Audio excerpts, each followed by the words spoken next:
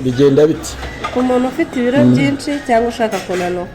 turashaka kugira ngo umuntu afite ibiro byinshi, icyo ni icyambere.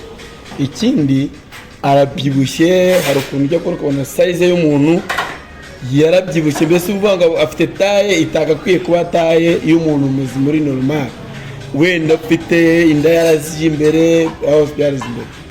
So hari inama twaha abantu runaka ku bigendanye n'icyo bakora cyabafasha kandi bitabagoye, ari ibintu bashobora gukorera mu rugo iwabo, kabyikorera nta buganga asabye ntaki. Muri make waduha inama ki? Abantu benshi bibwira ko indimu bayishyira mu mazi ashyushye y'akazuyazi kagira akamaro, ariko njye nakoreshaga amazi akonje. Yego, ukabigenza ute? Nkafata indimu ebyiri, nkafata litiro n'igice y'amazi, harazamo indimu. Mu gitondo nkabyuka nkayinywa, ibiro byanjye byagiye bigabanuka.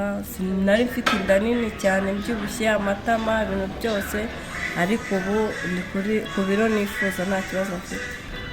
Okay, muri make yawe ugitangira kubikora, ubundi wari ufite ibiro, watangiye ku biro bingahe? Wari ufite ibiro bingahe? Mbese umubyibuho wawe ubwawe ko wibonaga, wabonaga bimeze bite? Nari mfite ibiro 85. Ibiro 85 nibyo wari ugezeho? Umubyibuho se wowe wabonaga umeze ute? Wari umbangamiye kubera ko inda yari nini, ntabasha kunama, amatama, ijosi, mbese umuntu wese yabonaga ko nanashaje, ariko ubu wabaye gatoto, wakana gatoto rwose meze neza. Ni ukuvuga ngo rero biragaragara ko aho watambukaga abantu basigara bakwibaza bamureba, batura muntu afite ubuyuwo, ukuba nawe birakujene. Kandi ntabwo ari indimu gusa, iyo ukoresha izo ndimu ugerageza kurya rimwe ku munsi, wenda nimugoroba ugafata ka cyayi cyangwa utuntu dukeya, ukirinda kurya ngo uhage cyane cyangwa kurya buri kanya, kuryagagura. Ugafata icyayi, ugafata ibiryo, ugasomeza, ni amakosa. Iyo uri kuri regime nk'iyo ngiyo, iyo ari icyayi unyweye ukinywa cyonyine, iyo ari ibiryo ugiye kurya ukabirya byonyine. Wirinda kurya ugasomeza, ni ikosa ku muntu ushaka kugabanya ibiro. Okay, urakoze cyane bakunzi bangufashe TV. Rero nkuko twababwiye ko tuzagenda tubigisha ibintu bitandukanye, tuzagera tubaha inama, ubujyanama bwo mu buzima busanzwe, bwo mu mibereho. Uyu rero yari umutumirwa, irijwi muri kumva, ntago yanze yuko tugaragaza amashusho yiwe, ariko we yavuze ati tugaragaze byibura ijwi ryiwe kugira ngo abashe guhereza ubujyanama mu bantu bari bukurikire kumva rino jwi. We yanze kwigaragaza, ntabwo ashaka gufatisha ishusho ryiwe ngo rigaragare, ariko byibura muri makeya we yifuje kuba yabaha inama y'ukuntu nawe yakoze akikorera umuti yibereye mu rugo iwiwe.